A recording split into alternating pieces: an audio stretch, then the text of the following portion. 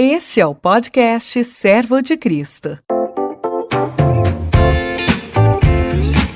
Neste terceiro episódio, o bate-papo sobre música, arte e teologia continua. Hoje estaremos com Zé Bruno, Sandro Baggio e Carlinhos Veiga conversando sobre arte e missão. Olá, você que acompanha o podcast do Seminário Teológico Servo de Cristo. É sempre muito bom estarmos aqui batendo papo com amigos, com gente do reino, falando sobre assuntos que tenho certeza não só vão edificar você, como vão também aguçar aí a tua curiosidade para o estudo, para o aprofundamento, e a gente espera que o bate-papo de hoje faça isso também. Eu sou o Zé Bruno, apaixonado pelo seminário, aluno de carteirinha, e tenho aqui comigo hoje duas feras que dão aula no seminário. Está aqui Carlinhos Veiga. Fala, Carlinhos, direto de Brasília. Como é que você está, meu? Isso, Zé. Prazer muito grande participar. É a primeira vez que eu estou participando aqui, né, nesse tempo aqui, dessa forma, com o Servo de Cristo. Muito bom estar com vocês. Espero que seja realmente um encontro bem legal, que edifique a todos nós. Que legal. Como é que tá o clima aí, Carlinhos? Tá bem? Tá frio? Então, nada comparável ao frio de São Paulo, mas para Brasília, aquele friozinho do Cerrado, que noites e madrugadas ficam mais gelados, mas durante o dia um calor e uma secura típica daqui da região. Legal, legal. Está conosco também Sandro Baggio. Fala, Sandro, você tá legal? Pois é, muito bom estar aqui com você mais uma vez para a gente conversar sobre esses temas interessantes de música, teologia. Prazer imenso poder fazer parte disso com você e com o Carlinhos. Legal. Aliás, como o nosso assunto aqui hoje é arte e missão, a arte como não só uma expressão divina para adoração, mas também para nossa horizontalidade, né, na comunicação. Queria começar com você, Sandro, introduzindo esse bate-papo, porque além de você ser um cara que conhece muita música, conhece rock, sabe entender as pontes de plausibilidade do evangelho com isso, você ainda tem o teu envolvimento com o Steiger, com uma missão, o No Longer Music, com tudo que já foi desenvolvido pela galera para a missão, né? Conta pra gente um pouco a respeito disso. Então, Zé, é bem interessante isso, porque eu realmente acredito muito na arte conectada à missão, ou na missão através da arte, talvez seria a melhor maneira de colocar.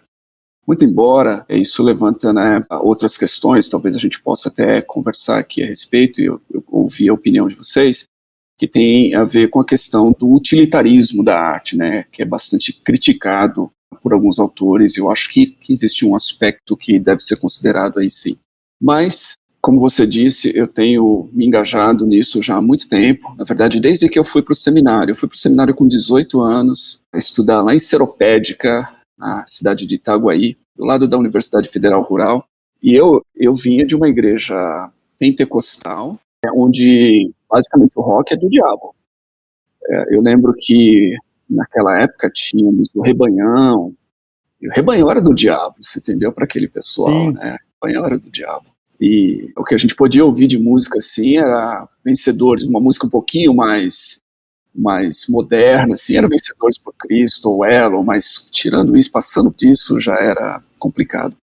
Então, quando eu fui para o seminário, ali, na verdade, foi lá que eu me envolvi com essa questão de música e missão, conhecendo pessoas de diferentes partes do Brasil, de diferentes igrejas, denominações, que tinham já um pouquinho mais de caminhada do que eu. Essas pessoas compartilharam comigo músicas dos Estados Unidos, Keith Green, e outros artistas que, né, era da música cristã contemporânea americana. Aquilo começou a abrir um pouquinho a minha mente em relação à música, e aí eu mergulhei, porque eu sempre gostei de música. Era um conflito muito grande, a religião, né, e a igreja comigo nesse aspecto da música, porque eu gostava de música que a igreja não gostava. Eu gostava de rock e a igreja achava que o rock era do diabo. Aí quando eu descobri isso, então isso me abriu, rapaz, eu mergulhei nisso, e mergulhei nesse aspecto missional mesmo, sabe, de encontrar uma ponte. E um dos meus amigos de seminário, o nome dele era Fábio Ramos de Carvalho, talvez vocês têm ouvido dele, ele foi quem plantou a Caverna do Adulão lá em Belo Horizonte, essa igreja. E nós éramos amigos de classe, o Fábio era surfista, o Fábio era roqueiro. Então nós formamos ali uma dupla e começamos a pensar em como comunicar o evangelho através da arte e da música, né? E para pessoas que gostavam de música como nós. Então a minha jornada veio do seminário, depois eu fui morar em Amsterdã, trabalhando com a OM, aí eu conheci o David Pierce, No Longer Music, e aquilo foi realmente... Ali escancarou para mim essa possibilidade de você usar música, ou você usar a linguagem musical do público que você está querendo comunicar, para que você possa comunicar a mensagem do Evangelho. Uhum. O Carlinhos Veiga, vou voltar aqui na história porque nós é velho, nos conhecemos em 1992 na viagem ao CLAD 2, você lembra disso, Carlinhos? Claro que lembro. Eu não sabia o que eu estava fazendo lá, eu estava num universo ainda paralelo, mas o movimento neopentecostal ainda não era tão forte como é hoje, né? Estava começando aquela coisa do movimento da música gospel, ainda não era o que se transformou, mas eu não estava muito ligado nas coisas da teologia. Inclusive eu fui porque foi uma tarefa aí para falar sobre evangelismo, congresso de evangelismo, nem quem me mandou sabia o que significava.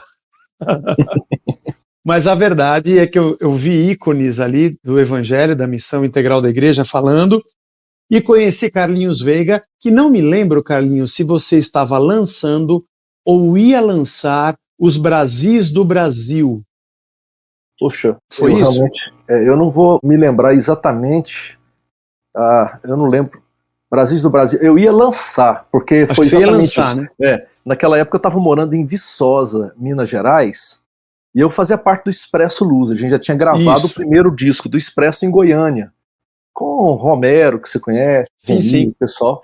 Então, aliás, o Romero naquela época nem fazia parte do Expresso. Então nós lançamos o primeiro Expresso Luz em Goiânia, e depois, com essa minha mudança para Viçosa, para estudar exatamente missiologia, foi que eu fui incentivado pelo Timóteo Carriquer, que era o nosso professor, a que alguns alunos do Centro Evangélico de Missões participassem do CLAD. Eu também estava eu não conhecia a Fraternidade Teológica Latino-Americana naquela época, né? Uhum. Então, assim, foi lá que eu fui introduzido através do Centro Evangélico de Missões, e então eu e um outro colega chamado Ednelson fomos com alguns professores, inclusive com o reverendo Elben Len César, já falecido, Timóteo Carriquer, entre outros, e participamos lá do CLAD. Foi o primeiro contato que eu tive realmente com essa teologia latino-americana, daquela forma, e aquilo tudo acho que veio casar com tudo que eu estava pensando e os meus anseios com respeito a exatamente a questão da arte e da missão, né? E você é um compositor, né, Carlinhos? E as suas canções, elas não falam... Nós tivemos um podcast aqui falando sobre isso, sobre a música mais horizontal, mais vertical, e me parece que você estabelece alguns diálogos com a cultura quando você compõe. Conta um pouquinho assim, o que passa pela sua cabeça quando você faz isso? Tá. É intencional? O Sandro falou sobre o utilitarismo da arte, mas eu acho, no nosso caso, acho que é vocacional, né? Mas como é que você sente a coisa? Então, acho que tem tudo a ver com isso que a gente está falando sobre até o momento do CLAD na minha vida. Porque eu venho de uma família não evangélica.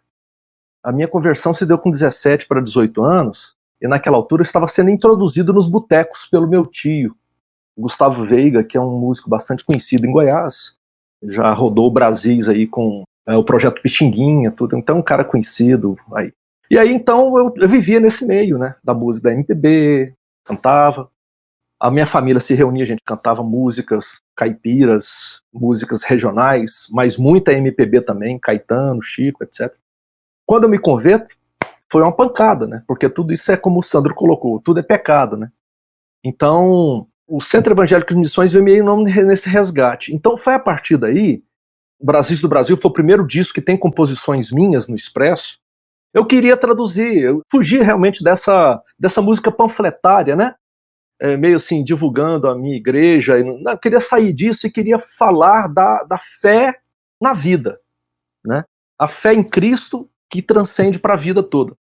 E foi aí, então, que eu acho que a minha forma de compor passa por aí. Eu faço uma divisão entre a música litúrgica, essa sim, aí eu pego salmos, meditações bíblicas para adoração, mas a música minha, normalmente, eu quero comunicar com o mundo os valores do reino e os valores da minha vida, e aí passa, o evangelho acaba se tornando uma coisa meio, assim, na vida, né? E não como uma... Eu lembro, antigamente a gente fazia música mais ou menos assim, eu era assim, Jesus entrou na minha vida, agora eu sou assim. Mas esse eu era assim, era um personagem imaginário que você criava, porque você nunca tinha fumado baseado, eu pelo menos não, mas eu fumava baseado, agora Jesus entrou na minha vida, eu não fumo mais baseado. Eram uns negócios assim, irreais, né? Eu sempre tentei fugir muito disso, sabe, Zé? Para tentar fazer uma música que fosse a encarnação do evangelho na minha vida, no dia a dia, na vida como um todo, né? E acho que eu cheguei num ponto, assim, que hoje as músicas que eu canto nos shows, por exemplo, aqui no Clube do Choro em Brasília, ou nos espaços culturais de Brasília, onde quer que seja, eu muitas vezes canto ela nos cultos aqui na igreja. Entendi. E as músicas que eu canto no culto, eu canto nos shows aí fora também. Eu acho que eu meio como que tentei derrubar esse muro que faz essa separação entre uma coisa e outra, entendeu? Sandro, você acha que o mercado, de certa forma, eu não tenho nada contra ele a princípio, contanto que ele não seja Deus, eu não tenho nada contra ele. Mas, de certa forma, isso que o Carlinhos falou, me parece que foi sendo diluído através dos anos, porque a sustentação, a manutenção da vida musical, ela está muito ligada à sua manutenção dentro de um nicho, dentro de um mercado. Me parece que é melhor o mais do mesmo, não que eu seja contra, muito pelo contrário, a música comunitária, como o Carlinhos disse, né? Litúrgica, inclusive nós estamos gravando umas músicas agora de composições da igreja para que a gente tenha na adoração. Mas eu sinto, Sandro, você que é um cara que lê, estuda, que quando eu comecei a ouvir o rock cristão, a Christian Contemporary Music, né, que eles chamavam, bandas, como você citou aqui o Kate Green, eu me lembro que o DC Talk teve uma fase legal assim, Amy Grant também teve uma fase assim, mas que me parece que tudo isso foi engolido por uma única lógica intramuros, e queria que você falasse um pouco disso. Parece que essa minha sede, a sede missionária ou missional, de como o Carlinhos falou, como é que eu enxergo o mundo, como é que eu enxergo a política, como é que eu enxergo a economia a partir da lente do evangelho. Isso não cabe dentro de um mercado, isso não vende. Será que esse é um dos motivos de a gente não ver tanto isso acontecendo, para não dizer que a gente não vê mais isso acontecendo? Eu acho que sim, Zé. Assim, se eu puder pensar em termos dessa história, né, e daquilo que me influenciou, que foi justamente a música cristã contemporânea norte-americana, e a razão pela qual isso me influenciou, eu já falei, é porque eu sou roqueiro, né, a musicalidade do rock, foi o meu primeiro contato com a música que me atraiu, na verdade, foi o rock. Né? Depois, hoje eu sou bem eclético, escuto bastante estilos diferentes e tudo mais. Tenho um filho que é apaixonado por música clássica, você entendeu? E eu também gosto muito de música clássica, gosto de MPB, né, eu sou bem eclético hoje, mas eu realmente, na minha adolescência, era roqueiro, era punk, eu gostava de música pesada, agressiva, em inglês. Então, a música cristã contemporânea, ela veio ao encontro disso, quando eu descobri, muito embora tinha artistas que não eram aquele perfil naquela época, de música pesada, mas falavam essa linguagem para mim. E quando surgiu nos Estados Unidos, final da década de 60, início da década de 70, todo esse movimento realmente era um movimento, eu acho, muito genuíno, muito assim de artistas que se converteram e que começaram a transmitir a fé, né, através da sua música, de uma maneira muito singela, né? O Keith Green, por exemplo, depois que ele se converteu, inclusive, ele ficou muito tempo sem tocar no piano, nem nada, porque ele queria descobrir se Deus queria que ele tocasse. Você entendeu? Olha só. Olha que loucura. Não foi uma coisa automática do músico, né? Muita loucura, ele ficou muito tempo.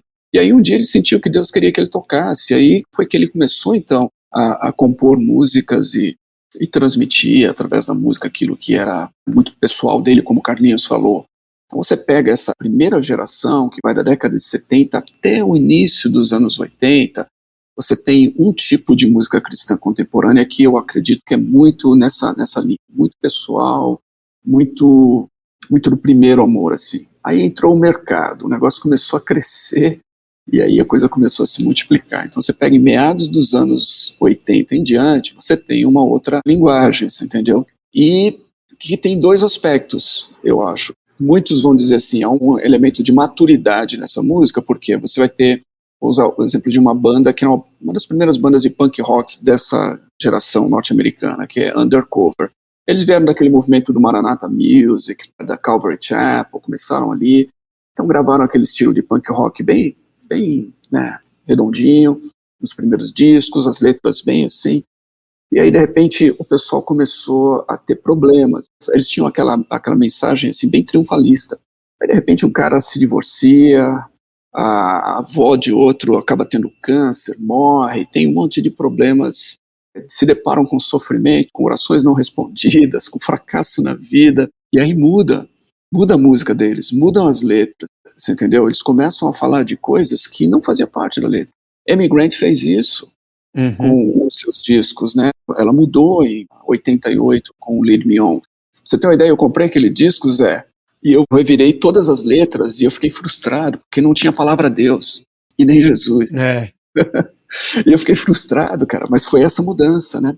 Começou a mudar. Eu acho que o mercado influencia muito, ele tanto positivo quanto negativo, você entendeu? Acho que no final acabou sendo negativo, né? Porque aí você vê a música cristã contemporânea nos Estados Unidos morreu. Hoje é o worship. Hoje é o worship. Ô Sandro, deixa eu só fazer uma interação com você. É interessante você dizer tudo isso. Eu conheço pouco, confesso, da história da música, especialmente da norte-americana, cristã norte-americana, né? Mas eu acabo de sair de uma pesquisa agora, de mestrado aqui na Universidade de Brasília, e eu falei sobre a música caipira e o protestantismo, né? E é interessante que nos anos 60, quando começam a ser introduzidas a música caipira no meio pentecostal especialmente, né?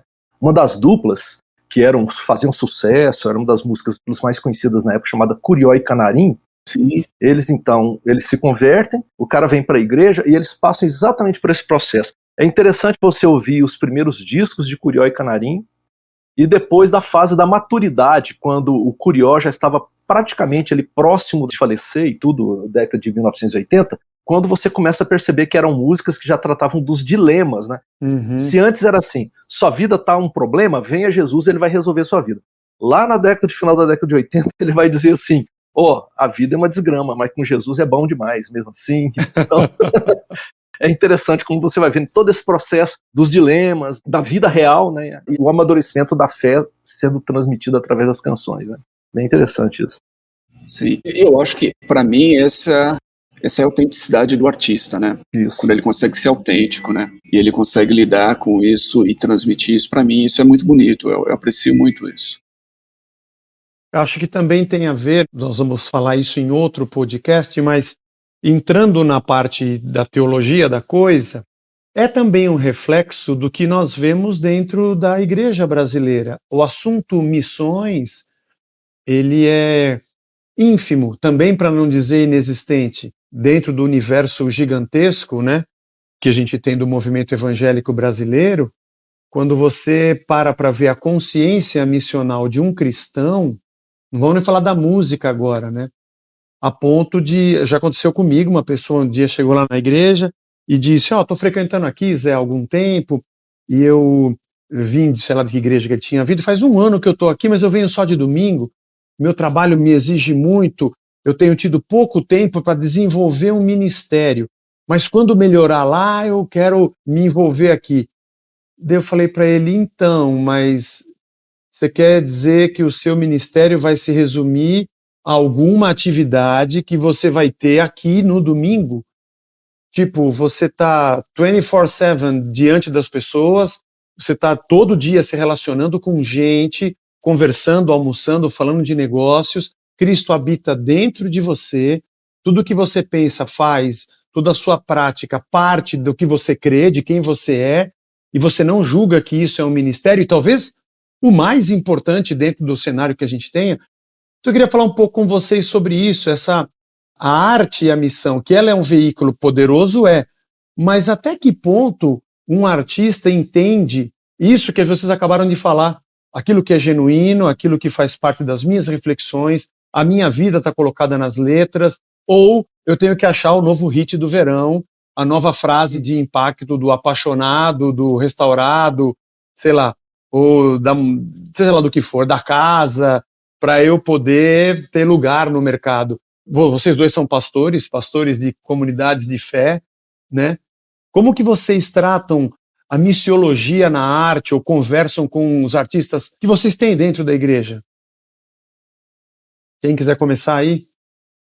Zé, eu acho, para mim, esse é um tema apaixonante em muitos aspectos, né? Porque eu lido bastante com, eu acho que vocês também, com essa questão de artistas, né? De pessoas que acabam se aproximando da igreja e que são artistas. E no começo era bastante em torno da música, mas depois começou a ter, você entendeu, pintores, né, o pessoal de arte de rua, grafiteiros, essas coisas, né. E eu me lembro de um rapaz, para exemplificar o que eu quero dizer dessa questão da missão, que ele vem dessa questão da arte de rua, do grafite. E o tipo de grafite dele é bem abstrato, entendeu? Ele trabalha muito com umas linhas assim do Kandinsky, alguma coisa assim, que é uma abstração, né? Trabalha com o sobrepor de cores e a paleta de cores ali, né? Uma abstração, e a arte dele é essa. Ou seja, quando ele chegou à fé, ele ficou pensando assim, e falaram para ele, você tem que transmitir o evangelho através da sua arte. E ele entrou em crise, ele veio conversar comigo, ele falou assim, peraí, mas como é que eu vou fazer isso, cara? Porque eu não tenho como pintar uma cruz, ou Jesus, ou eu não tenho... Minha arte não é essa, né? E ele realmente entrou em crise. Eu lembro que a gente teve uma conversa, eu falei para ele, irmão, você não vai fazer isso. Você vai fazer a sua arte, faça a sua arte da melhor maneira possível. A sua maneira não vai ser através do seu quadro, da sua pintura. Vai ser da qualidade da sua arte quando alguém conversar com você e perguntar o que é que te inspira, né? O que é que te move, tudo mais, e você poder conversar. Então, a sua arte não vai transmitir a cruz ou o evangelho, ela vai transmitir beleza, né? É o que a gente espera, autenticidade. E aí você conversa com as pessoas, né, sobre a sua fé, né? Mas eu acho que isso, eu confesso assim, para mim, isso foi uma longa jornada para eu chegar a esse tipo de pensamento e de maturidade, né? Eu acho que a primeira coisa que acontece com o artista quando ele vem na igreja é que tentam converter tudo, né, o pacote inteiro, inclusive a arte dele, a forma. E, você cantava para o mundo, agora você canta para Jesus e acabou, né? Aqui na nossa... É uma comunidade aqui, nossa igreja não é uma igreja muito grande, é uma igreja 100 e poucos membros, assim. Mas, assim, é uma igreja que atrai, de uma certa forma, vários artistas aqui da cidade. Até porque o fato da gente sempre estar participando nos espaços da cultura, festivais, o que quer que seja, a gente está lá participando, cantando. Então, você acaba criando vínculos, dialogando, e você vai encontrando ou crentes que deixaram a igreja porque a igreja dizia que eles não podiam ser músicos e ser crentes, né? Ou então você vai encontrando pessoas sedentas do evangelho que começam a querer conversar com você. Vários artistas da cidade já passaram por aqui. A gente tinha até um projeto chamado Café Mais Cultura, que era um projeto diferente, assim. A lógica era um pouco invertida. Em vez de você trazer a cidade para ouvir música cristã, a gente trazia os artistas não cristãos para cantar numa igreja, e a igreja convidar a comunidade para ouvir esses artistas, a gente tomava um café, e assim a gente criava um diálogo não só com o artista, mas também com a comunidade. Esse projeto do Café Mais Cultura durou, acho que 5 anos. Aí nós precisamos mudar de igreja e prédio, e aí esse prédio atual hoje não nos possibilita muito por causa dos vizinhos que reclamam de som, esse tipo de coisa, né? Mas foi um projeto muito interessante, que se tornou, assim, um projeto reconhecido. Vários artistas nos procuravam e diziam, olha, o melhor espaço de cultura para você tocar em Brasília hoje é lá, porque você vai tocar, o povo para te ouvir, o pessoal está interessado na sua arte. Aí fizemos lançamento de livro, também exposição de quadros, e era assim um diálogo bem interessante com a cidade. A lógica que eu tenho participado, que eu tenho difundido entre os artistas da cidade, é tentar resgatar um pouco o princípio da reforma, né? Porque antes toda a arte ela estava sobre a demanda da igreja. A igreja, os quadros, as músicas, antes da reforma, tudo era voltado para a igreja. Tanto que quando você vai estudar a história da arte, você vai encontrar que os quadros retratavam pinturas do evangelho, eram pinturas de capelas, etc. e tal. As músicas eram voltadas também para esse fim. Aí, de repente, chega a Reforma Protestante, e a Reforma Protestante tira a música e a arte da igreja e devolve ela para o mundo. Tanto que você vai ver agora os holandeses, os pintores holandeses, de uma herança protestante reformada, os caras não vão pintar Jesus Cristo lavando os pés dos discípulos, mas ele vai retratar o dia a dia da cidade, ele vai retratar as ruas da cidade, ele vai retratar as pessoas da cidade. Então, a Reforma Protestante, ela vem exatamente isso. Então, esse fundamento teológico, bíblico-teológico, de que Deus, Jesus Cristo, Deus, ele é o Senhor de todo o mínimo espaço da cultura, e quando a igreja compreende isso, a gente acha que a gente faz o caminho inverso. Eu até acho que o movimento gospel e tudo isso é uma má compreensão da teologia da reforma, entendeu? Para mim, quando você começa a fazer música para o mercado da igreja, isso para mim é o oposto ao caminho que a reforma... O caminho da reforma foi um caminho de libertação, e a gente está fazendo o caminho de, novamente, aprisionar a arte, a igreja. E isso aí, você restringe o seu diálogo, né? Restringe o seu de Cristo ao mundo, né? É a minha impressão. Eu percebo que movimentos, eu também, como o Sandro, ouço de tudo, mas eu ouvia mais rock.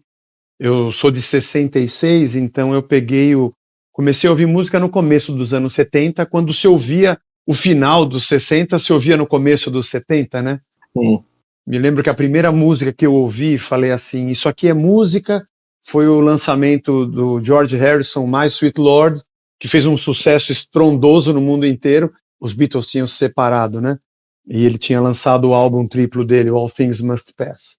Mas enfim, o que é interessante é que mesmo nos anos 60, o rockabilly dos 50, o rock and roll dos anos 60, ele parece que bateu como uma contracultura na sua época, e mais o final dos anos 60, quando já tinha o psicodelismo, o Woodstock. Mas aqueles artistas, eles parece que foram assimilados, a ótica deles foi assimilada pela cultura. Vou dar um exemplo, começa o movimento punk, tem o inglês e tem o americano, aí é uma contracultura danada, é tudo o contrário, né? Contrário ao rock progressivo, é contrário às letras, o comportamento, as roupas, aquilo choca demais, e é também ao mesmo tempo um lugar de dar vazão ao sentimento de uma galera enorme que mergulhou no movimento punk.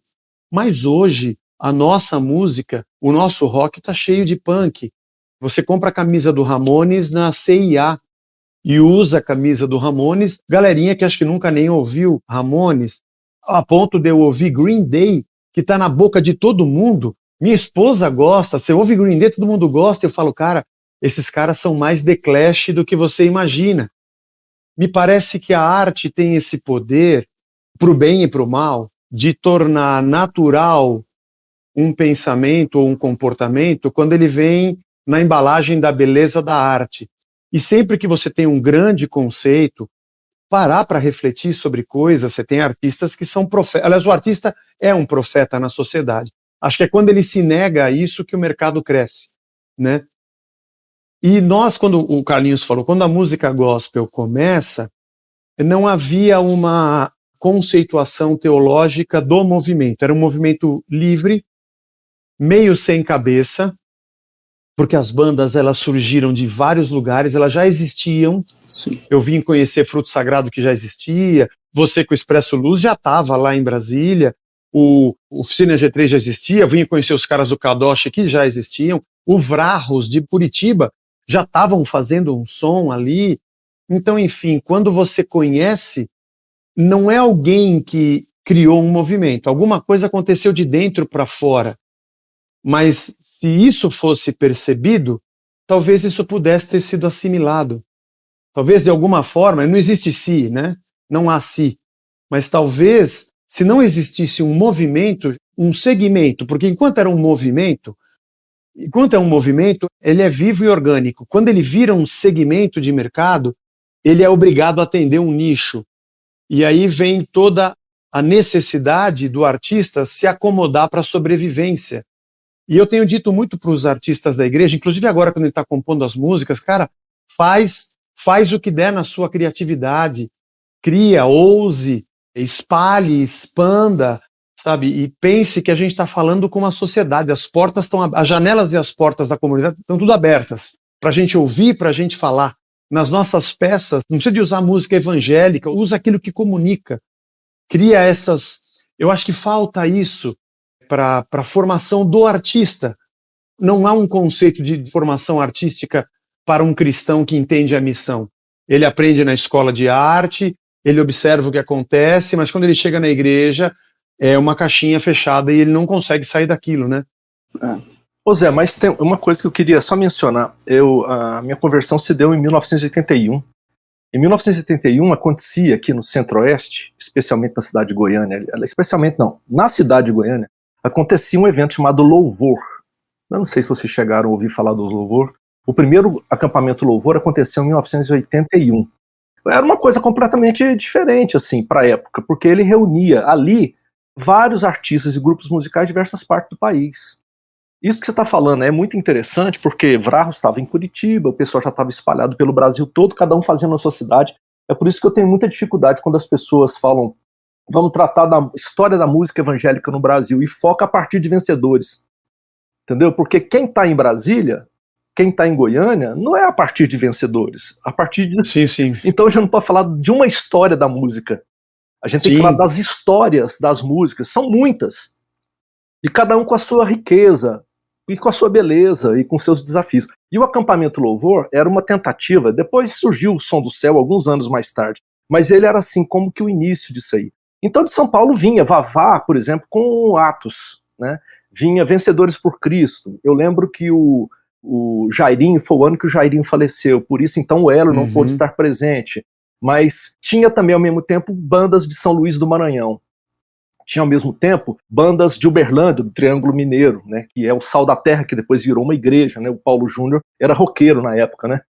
Então assim, era engraçado, e todo mundo estava reunido ali, e ali você via uma diversidade incrível de manifestações culturais, formas diferentes de expressar a missão de Deus, a Missio Dei, ou seja, o senhorio, o discipulado na vida, né. Agora, quando acontece realmente o movimento gospel, a gente que estava aqui em Goiás na época, cara, foi um patrolar, foi um nivelar de coisas, assim, ó. Sabe quando passa uma patrol assim, pô, derruba tudo, os elevados, os baixos, pá, iguala. Tanto que naquela época, eu, com a Mocidade para Cristo, eu viajava para o Nordeste, e eu lembro que com o Expresso Luz a gente fazia apresentações, e a gente ouvia diversos estilos e músicas fantásticas feitas pelo pessoal do Nordeste, inclusive grupos de metais, assim. Anos depois do Geração 90, que acontece aqui em Brasília, quando o movimento gospel estava já bastante assim, já crescendo, quando você vê a televisão agora, as madrugadas sendo invadidas no Brasil inteiro com o que acontecia em São Paulo, cara, patrolou. Todo mundo quer ser igual. Sim. Entendeu? E aí, cara, você ia pro Nordeste, acabou aquela diversidade. Você vai depois para as expressões, para esses encontros, todo mundo faz o mesmo tipo de som. Perdeu-se nuances, visões, estilos. Virou um negócio assim, para mim, naquela época, muito angustiante. Foi a época que eu fiz a Mamãe Eu Sou Gospel, né? Onde a Mamãe Eu Sou Gospel era uma canção de um cara que era assim, ele reclamava porque ele não tinha nascido nos Estados Unidos, mas ele dizia no coro, ainda bem, mamãe, eu sou gospel, né? Então, eu sou quase, né? Quase. Então, assim, foi o desabafo da gente aqui na região na época, entendeu? Interessante isso, porque eu concordo, Carlinhos. Eu me converti em 81 também, Carlinhos, finalzinho de 81, dezembro. E então eu tive encontro com a música, né, com vários desses artistas que você citou, logo cedo, mas com aquela noção de que a música rock era do diabo. Então você tinha um limite ali daquilo que a igreja aceitava, né? Quando veio o movimento gospel, eu não estava no Brasil. Eu perdi o começo aqui no Brasil, porque eu não estava no Brasil. Eu retornei em 91, e aí a coisa já estava rolando, né? E o que aconteceu? Eu achei só estranho que tudo era rotulado gospel. E gospel, para mim, era um estilo musical. Sim. Mas de repente você tem o pessoal tocando rock, isso é música gospel. Isso é música gospel. Então acho que essa rotulação de tudo como gospel, para mim foi o primeiro sinal de que o negócio, de que era essa patrola que você falou aí, já começou aí a tirar a característica, né, de cada artista, sabe, entendeu? Começou a transformar o negócio no mercado realmente, numa marca, numa coisa assim. Aí virou isso daí, música gospel, né? E para mim é sempre isso, música gospel para mim é música que nasceu nas colheitas, né, e lavouras de algodão nos Estados Unidos, no sul dos Estados Unidos, com os escravos, e que eles cantavam gospel, e dali veio o blues, inclusive, na verdade. Uhum. Existe aí talvez uma divergência entre alguns, mas o gospel era né, a música religiosa dessas pessoas, a expressão religiosa. O blues era o secular, tinha até isso. Então tinha artistas que eram artistas gospel, mas quando eles iam gravar blues, eles tinham que usar um outro nome, porque senão eles tinham problema. Então eles usavam o nome artístico para o blues, né? Isso para mim é gospel. Quando eu chego aqui no Brasil, em 91, e vejo todo aquele movimento, fiquei feliz de entrar no McDonald's e ouvir uma música cristã sendo tocada, beleza. Mas eu confesso a vocês, o meu sentimento era de ambiguidade, porque ao mesmo tempo que a exposição dessas músicas e artistas era uma coisa bacana, havia uma massificação já presente que eu achava que não daria certo. Porque no mercado, se você não tem rótulo e embalagem, você não cabe na prateleira, né? Então você tem que embalar para poder passar, né? Isso realmente é uma descaracterização. E a embalagem, eu passei por isso. E a embalagem tem seus padrões, né? Tem o seu tamanho, tem o seu formato. Ou seja, não é cada um cria a sua embalagem. A embalagem tem que ser de acordo com o que o mercado exige, né? Exatamente. E eu passei por isso que o Sandro falou, só que do lado de dentro. Ou seja, demorou um pouco mais. Porque de dentro você está na emoção da coisa, do pioneirismo, que nem era pioneirismo, porque muita coisa já tinha acontecido antes, e até uma paixão um pouco bairrista, e demora um pouco mais para você olhar e falar, eu não sou isso, o que eu estou fazendo aqui, né? Leva um tempo. Mas é bem isso mesmo, né? Você se encontra encaixotado. Se nós pularmos para o lado da missão e pensar como é que Paulo trouxe para nós, ou pelo menos entendeu a missão dele entre os gentios, o que ele faria com a filosofia que ele aprendeu, o que ele faria com a lei que ele compreendia, como ele dialoga dentro do Areópago, usando poema grego para poder estabelecer um contato, a gente fala, caramba, nós evoluímos demais, né? Nós voltamos muito para trás, né? A gente está deixando... E o pior é que hoje, por ser uma coisa tão diluída, já não tem mais sentido algum, né? Porque hoje gospel já é, aqui no Brasil pelo menos, é apenas uma música que eu canto que fala de Deus. Então qualquer um pode gravar. Já não tem nem mais sentido ser missional, porque não há mais nem essência. Não que Deus não possa usar qualquer coisa, inclusive o gospel, e pessoas podem conhecê-lo de qualquer jeito, inclusive dentro de uma igreja. Mas eu quero dizer é que esse vetor já não existe mais, né? Porque a cabeça pensante por trás de tudo não tinha esse pressuposto, né? Mas, gente, nós estamos caminhando para os últimos minutos aí do nosso podcast, e eu queria que você, Sandro, você, Carlinhos, pudessem dar, assim, um papo final sobre a arte. Quem assiste aqui ou quem ouve os nossos podcasts, alunos do seminário, pastores, líderes, nesse assunto da arte e da missão, o que você teria a dizer a um artista cristão, a um líder, a um pastor? O que você aconselharia ele a escutar, a ler? O que você diria para aguçar o pensamento dele, pensando na expansão do reino e tudo que a gente tem nas mãos com a arte? Pode começar com você, Sandro. Olha, em termos de recomendação, se alguém não leu ainda, eu acho que talvez um livro que eu recomendaria como assim, obrigatório para pensar em arte e missão, arte e fé cristã, é um livretinho, na verdade, do Francis Schaeffer, chamado A Arte na Bíblia. Aquele livro fez muito por mim, porque ali o Schaeffer, ele realmente mostrou essa questão de que a questão da estética e da beleza na arte, o quanto isso é importante, o quanto isso reflete o caráter de Deus, né? Eu lembro que ele cita um pouquinho da arte no tabernáculo, né? Ou depois da arte no templo de Salomão, né? E ele fala sobre uma série de coisas, de esculturas e coisas que tinham ali, cuja única finalidade era beleza. Mas nada, não tinha nada de nenhum utilitarismo ali, a não ser a beleza. E a beleza por si é algo que honra Deus, que promove, né, algo, vem de Deus, né? Então, eu acho que esse livro, para mim, ele é fundamental. Se alguém não leu, eu começaria por aí, sabe? Começaria por A Arte e a Bíblia, do Francis Schaeffer. E eu diria o seguinte, eu fiquei muito feliz de ouvir o Carlinhos falando desse movimento que eles realizavam lá, chamando artistas não cristãos para a igreja, porque eu acredito muito nisso, Zé. A gente fez isso muito no 242, e eu acho que isso tem um poder tão grande, a igreja tem um poder tão grande de oferecer hospitalidade para esses artistas, de oferecer o seu palco, a sua plataforma, e eu acho que aí você tem um relacionamento e tudo mais. Pode haver conversões, realmente, isso pode se transformar num movimento missionário, mas eu acho que essa é a consequência, você entendeu? Consequência de um diálogo, de uma conversa, de uma aproximação, de uma amizade. E quando a igreja faz isso, eu acho que ela começa a ter um outro olhar, ela começa a quebrar um pouco de barreiras que existem hoje entre o artista secular do mundo, né, não cristão, e a igreja, né? Eu diria isso também como em termos de missionalidade, sabe? Comece a pensar como que a igreja pode servir a comunidade artística na sua cidade, na sua localidade. Como é que a igreja pode servir, não usá-los, mas servir. Eu acho que aí é um caminho. Legal. Carlinhos? Pois é, tanta coisa a dizer, né?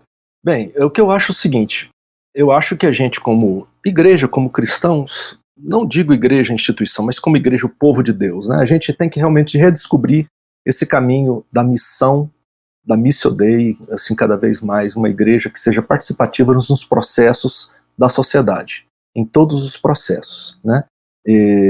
Tendo a palavra de Deus mesmo como guia e também a vida como um todo, a leitura. Já disseram que era a Bíblia e o jornal, né? Hoje a Bíblia, a internet, a Bíblia é toda a informação que hoje você disponibiliza para você fazer uma conexão entre uma coisa e outra na vida. E muitas vezes a arte é uma forma de você expressar isso, né? A gente vê que no correr da história, a igreja usou várias vezes a arte para poder dizer muitas coisas importantes para a sociedade, né? Eu acho que a gente tem que continuar usando. A gente tem que pensar fora das categorias de apenas e tão somente de música litúrgica.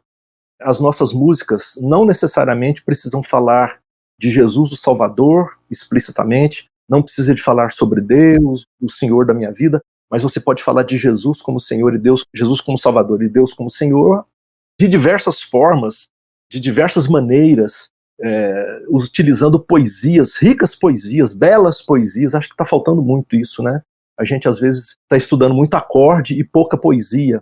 A gente toca muito bonito, faz riffs de guitarra e bossa nova e coisas assim muito bem elaboradas, mas o que a gente diz é sempre muito pobre, cai no mesmo, né? Cai naquelas rimas assim simplórias. Eu acho que a gente tem que investir, a gente como pastor, nós como pastores de igreja, temos que dar para o pessoal essa oportunidade de descobrir esse mundo, né? Para que a gente possa assim ter artistas de música popular brasileira e que tragam a marca do evangelho na vida, né, invadir os espaços da cultura. Sobre questão de livro, eu teria dois aqui. Um deles, sinceramente, eu me esqueci assim, o nome do autor completamente. Um deles está em português, né, o Arte Não Precisa de Justificativa. Eu acho ele imprescindível. A gente lê essa conversa do Huckmacher aí sobre a questão da gente fugir um pouco da música como mercado, né? Acho muito importante isso, e a arte como um todo. E outro livro é do Lucas Marim, eu não vou lembrar muito bem o nome do cara, é em espanhol, Arte y Misión, né? É um livro muito interessante, você não vai encontrar nas livrarias, mas é possível provavelmente encontrar isso em PDF na internet, e eu posso depois passar para você aí, a gente colocar, quem sabe, aí embaixo nos comentários, aí, quem sabe, essa informação precisa do nome, do autor, do livro, etc. Legal. Tá bom? São livros interessantes. Como é que o pessoal te encontra, Carlinhos? Redes sociais? Tô aí Qualquer lugar que você colocar, tem o Carlinhos Veiga. Só tem um cara que é um Carlinhos Veiga, da Bahia, que é um maestro. Não é esse. É o cara Carlinhos Veiga de Brasília, de Goiás. Eu tô aí, eu tenho site, carlinhosveiga.com, você vai me encontrar no Instagram, continua ainda no Facebook, você vai me achar facinho. Legal. E você, Sandro? Eu também, Sandro Baggio. Aliás, no Facebook é Sandro R. Baggio, porque tem alguns Sandro Baggios por aí, né? Mas também estou no Instagram, Facebook, essas redes. Legal. Valeu, obrigado, Sandro, obrigado, Carlinhos, foi um papo legal, muita coisa para falar, mas eu acho que demos aqui algumas pitadas para aguçar o entendimento e despertar a curiosidade da galera na arte. Deus abençoe vocês, você que nos acompanhou aqui no podcast, continue sempre com a gente aqui no Servo de Cristo, sempre com bom conteúdo para você, e até o nosso próximo encontro. Um abraço, pessoal. Abração. Valeu.